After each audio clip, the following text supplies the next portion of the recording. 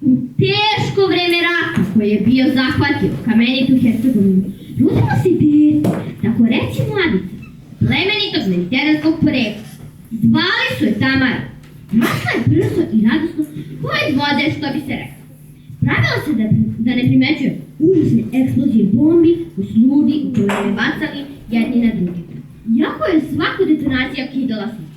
Jednoga dana sve nestade, i svetlost, i nebo, i vazduh se disa.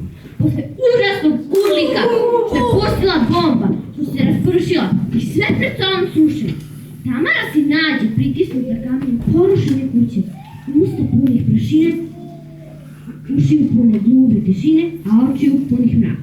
Ah, kako je strašno ovde, mračno i teskupno. Gde je moje nebo, gde je sunce? Tu sam. Sad ću da ti spusti malo vode između kamenja, da ispereš usta. Kada se malo osveži Tamara, počne da se migolji ispod kamenja. U pravcu je dakle dolazio vazduh za disanje i mali zrak svetlosti. Koji se umeđu vremenu pojavio i rekao je: Samo idi za mnom. Dugo se Tamara migoljila, puzila i izvlačila, dok joj njen novi prijatelj zrak nije rekao: Sad se napredi i svom snagom guraj. Napri se Tamara i sve snage i rodi se pred njom nebo i sunce, sa bezbroj zraka i obilje vazduha za disanje. Šta je ovo? Kada sam se ja ponovo rodila? Gde si bila, lepotice? Jao, što je slatka. Dušo, ti si se baš namučila. Vidi se da ti fali vitamin D.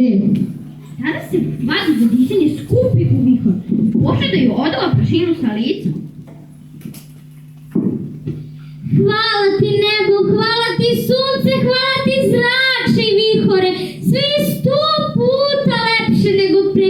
Ma šta 100? 100 puta 100, pa tako 100 puta.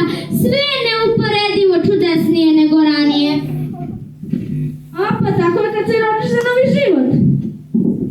Al si prašnjana, oblačen i cedi koju kap da se dete istušira. I tako. Tamara je nastavila radosno da raste, ko iz vode, što bi se rekao. Nije više morala da se migolji i da puzi po zemlji, nego su samo izvlačila u visinu. Dođoše ljudi kad im je presalo da jedni na druge baci bombe, pa makoše i poslednji kamen koji je pritiskao Tamarinu nogu i potpuno je oslobodio. Ona zablista u svojoj lepoti. Mamo mi je kriva noga, ovo koju je najduže pritiskao kamen.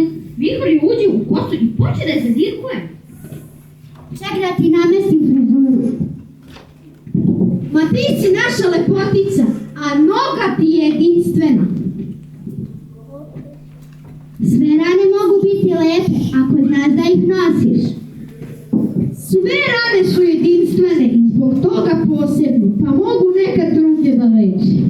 Uspravi se Tamara na svojoj predivnoj krivoj nozi i isa se u lepoti koju do dan danas privlači posetioce sa svih strana sveta.